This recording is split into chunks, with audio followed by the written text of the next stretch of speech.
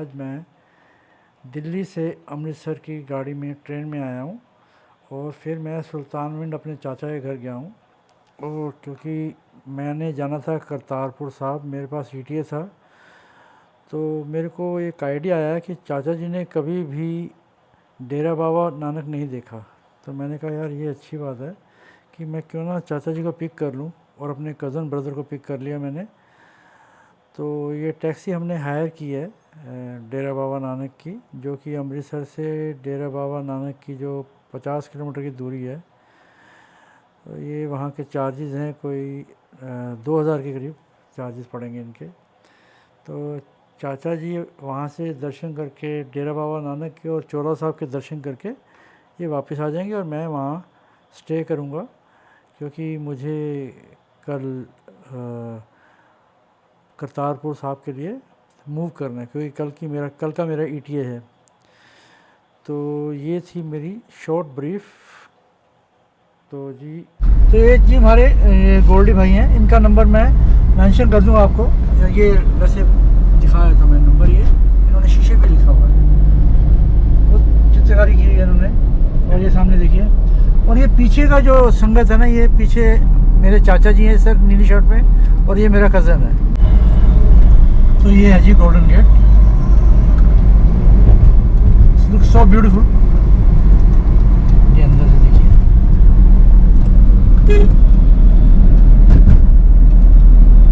ये जो रोड है इसमें काफ़ी सारे पैच हैं जो मजीठा से लेके और फतेहगढ़ चूड़ियाँ तक काफ़ी रोड ख़राब है। तो ये सामने देखिए, अजनाला, डेरा बाबा नानक और बटाला का बोर्ड लगा हुआ है। अजनाला 20 किलोमीटर है, डेरा बाबा नानक यहाँ से 21 किलोमीटर है, और बटाला 25 किलोमीटर है। तो ये सिंगल रोड है। इसकी एक पैरेलल रोड और भी है जो संगत, क्या नाम है, फतेहगढ़ चूड़िया रोड। अच्छा, फतेहगढ़ चूड़िया रोड है, तो वहाँ से आप आ सकते हैं। ये रोड काफ़ी ख़राब है बीच में। ये एक आपके लिए अपडेट है इस रोड के बारे में, जब भी आप अपनी कार से आओ। तो अगर आप दिल्ली से आ रहे हो तो आपको अमृतसर जाने की ज़रूरत नहीं है, आप फतेहगढ़ चूड़िया रोड की तरफ मुड़ सकते हैं और सीधा डेरा बाबा नानक की तरफ जा सकते हैं। और अगर आपने अमृतसर से आना है तो ये रूट है, और अगर ट्रेन से जाना है तो वेरका से ट्रेन चलती है, तो वहाँ से आप सीधा डेरा बाबा नानक जा सकते हैं। तो ऑप्शन है आपके पास, और बसेस भी चलती हैं। तो फाइनली जी ये है जी डेरा बाबा नानक का गुरुद्वारा, जो कि 36 किलोमीटर गुरदासपुर से दूर है। और यहाँ जो कॉरिडोर बनाया गया था वो नवंबर 2019 में बनाया था, बिटवीन इंडिया एंड पाकिस्तान। मुझे किसी ने बताया कि यहाँ पर गुरुद्वारे के पीछे जो पंजाब का जो गवर्नमेंट हॉस्पिटल है, उसमें RT-PCR आपको मिल जाएगा हाथ के हाथ। तो मैं फिर पहले वहाँ गया, मैंने वहाँ से RT-PCR रिपोर्ट ली, जो मात्र 10 रुपये की मुझे उन्होंने चार्ज किए, और हाथों हाथ उन्होंने रिपोर्ट बना के दे दी। मैंने कहा कल मुझे जाना है तो मैं पहले ये काम कर लूँ। अब मैं बाबा जी के दरबार की तरफ प्रस्थान कर रहा हूँ। यहाँ नोटिस बोर्ड में गुरुद्वारा साहब की डिटेल इन्फॉर्मेशन लिखी हुई है, जो मेरे भाई साहब ट्रांसलेट करके बताएंगे। ਇਹ ਪਵਿੱਤਰ ਸਥਾਨ ਸ਼੍ਰੀ ਗੁਰੂ ਨਾਨਕ ਦੇਵ ਜੀ ਦੀ ਯਾਦ ਵਿੱਚ ਪਾਕਿਸਤਾਨ ਦੀ ਸਰਹੱਦ ਤੋਂ ਤਕਰੀਬਨ 1 ਫਰਲਾਂਗ ਦੀ ਵਿੱਥ ਤੇ ਸਥਿਤ ਹੈ।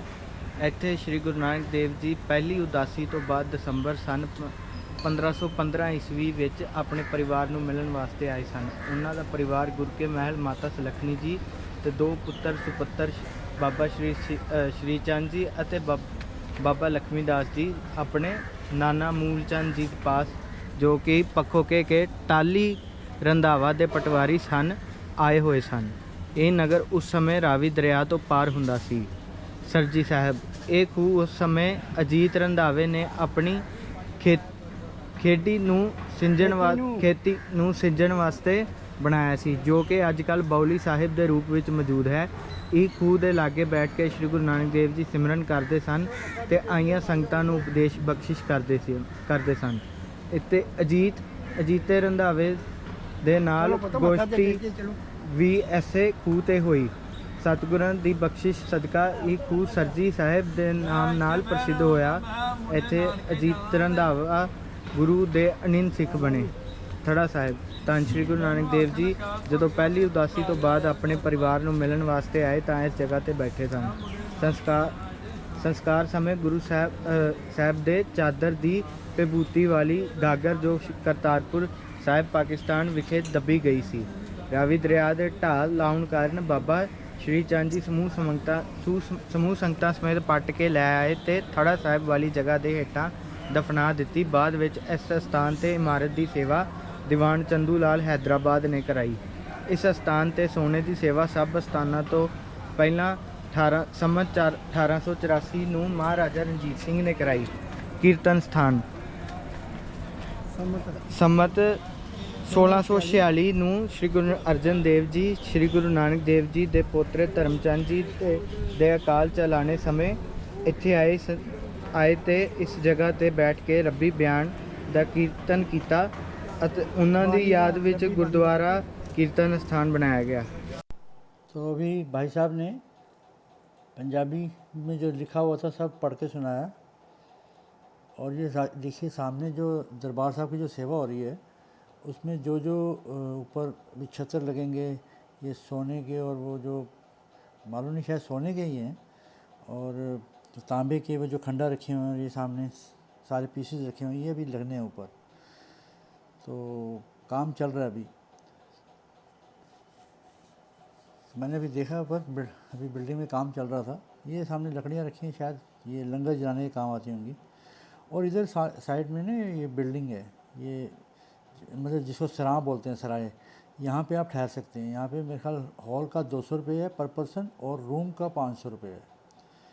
तो यहाँ पर जिनको ठहरना है तो उनको आगे करतारपुर साहब जाना है तो यहाँ इनकी सुबह फ्री बस सर्विस चलती है जो करतारपुर साहब लेके जाती है और वहाँ से लेके भी आती है। तो अब हम गुरुद्वारा साहब की तरफ बढ़ रहे हैं और बहुत सुंदर बनाया हुआ है और कितनी साफ़ सफाई रखी हुई है बहुत अच्छे से। और यहाँ कुछ यंग बच्चे हमें इशारे कर रहे हैं कि हमारे को भी अच्छे से कैप्चर करो वीडियो में।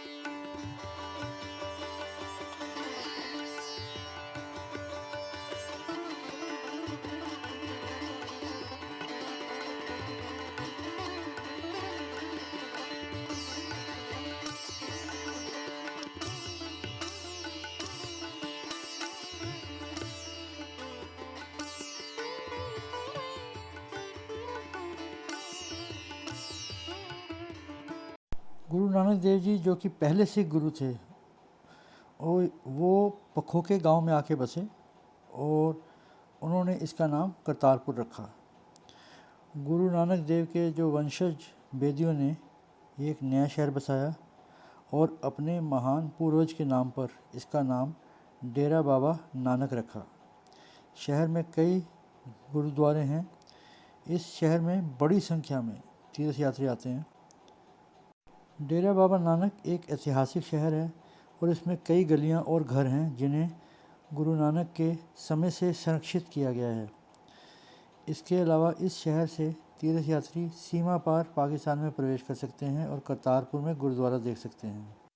श्री गुरु नानक देव की स्मृति में बनाया गया गुरुद्वारा श्री दरबार साहिब वह दिसंबर 1515 ईस्वी में अपनी पहली उदासी दौरे के बाद अपने परिवार के सदस्यों से मिलने के लिए यहाँ आए थे। उनकी पत्नी माता सुलखनी और उनके जो दो बेटे बाबा श्री चंद और बाबा लक्ष्मी चंद डेरा बाबा नानक के पास पाखों के रंधावा के में अपने मायके में रहने आए थे, जहाँ गुरु नानक देव के ससुर लाला मूल राज थे, पटवारी के पद पर कार्यरत थे। उस समय यह गांव रावी नदी के पास स्थित था। और बताया जाता है कि जो लोग करतारपुर के जिनको परमिशन नहीं मिलती है वो यहीं से दूरबीन से करतारपुर साहब के दर्शन करते हैं। तो यहाँ पे बहुत शांति, बहुत सुकून और बाबा जी के खुले दर्शन हुए। अब दर्शन करने के बाद अब हम लंगर हॉल की तरफ प्रस्थान करते हैं। और ये देखिए हम तीनों यहाँ बैठ गए, मैं, मेरा भाई और मेरे चाचा जी से बैठने में थोड़ी सी दिक्कत हो रही है। तो अब हम लंगर का आनंद ले रहे हैं। लंगर एक, आप कहिए कि एक पूरी तरह से एक तृप्ति है। अब हम चोला साहब की तरफ प्रस्थान कर रहे हैं और ये दिखा रहा हूँ मैं आपको कि ये सामने जो बिल्डिंग है यहाँ पे आप रह सकते हैं। ये सराय इधर 200 रुपये में और 500 रुपये में मिल जाता है रहने के लिए। और ये मेन एंट्रेंस है, यहाँ से आप गुरुद्वारा साहब के अंदर आते हैं। ये पार्किंग का स्थान है, ये सामने जनरेटर लगा हुआ है। और इधर से मैं आपको बाहर जाके सड़क पे दिखाता हूँ। राइट साइड में बहुत खूबसूरत एक पार्क बना के रखा हुआ है और यहीं से जो कहते हैं कि दरबार साहब के दर्शन होते हैं। ये सामने देखें आप, जो बाउंड्री कवर की हुई है, इधर से कहते हैं कि सामने देखेंगे तो करतार साहब नज़र आते हैं अगर दूरबीन से। तो ये गुरुद्वारा साहब की मेन एंट्रेंस है और ये हमारी गाड़ी बाहर निकल रही है और अब हम चोला साहब की तरफ प्रस्थान कर रहे हैं। इस पार्क की बात बता रहा था। तो जी ये सारा वीडियो आपको कैसा लगा कमेंट करके ज़रूर बताइए। और इस वीडियो को मैं यहीं पे समाप्त करता हूँ और अगले वीडियो में मैं चोला साहब में फिर मिलेंगे। तो आपको ये वीडियो अच्छा लगे तो इसे ज़्यादा से ज़्यादा शेयर कीजिए, लाइक कीजिए और सब्सक्राइब का बटन ज़रूर दबाइए।